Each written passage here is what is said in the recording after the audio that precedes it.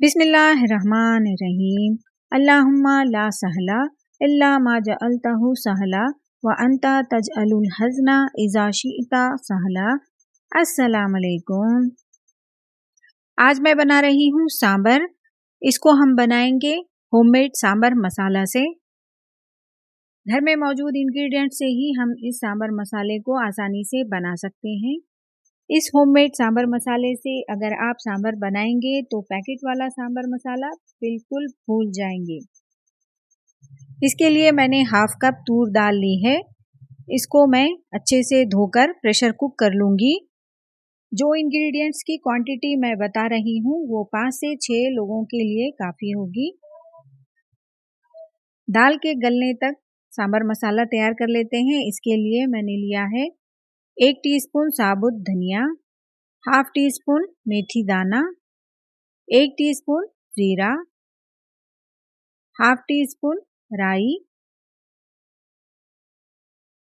Half tea spoon माश की दाल,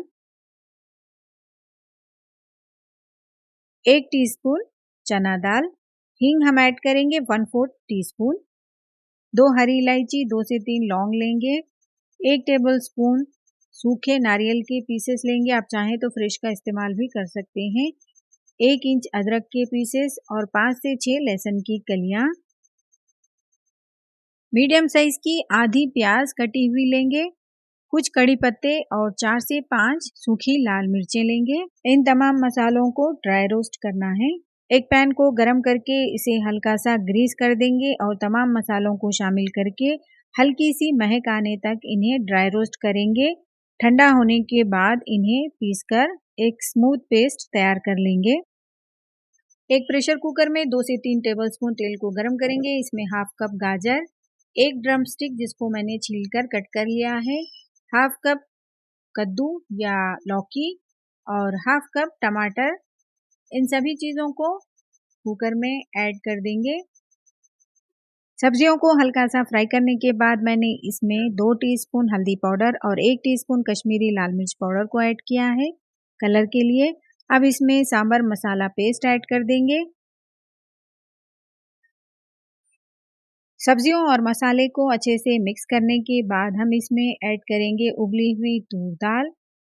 इसको अच्छे से मैश करके सब्जियों में ऐड कर देंगे।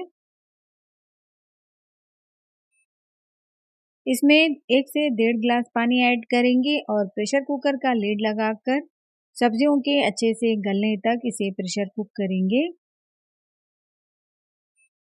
1 से 2 सीटी में सब्जियां अच्छे से गल जाएंगी।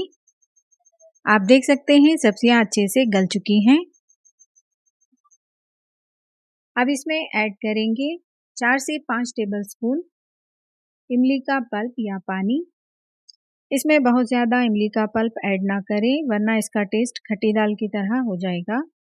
इसमें 3 से 4 हरी मिर्चें ऐड करेंगे, थोड़े से कड़ी पत्ते ऐड करेंगे। अब मैं यहाँ पर इसमें ऐड कर रही हूँ 50 ग्राम के करीब गुड़।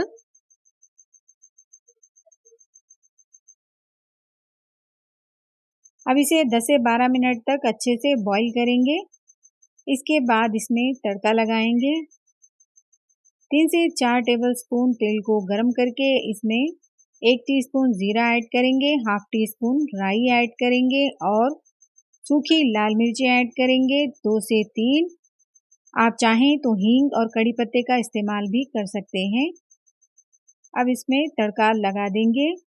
गर्मा गर्म सांबर रेडी है। इसको इडली के साथ गर्मा गर्म सर्व करें।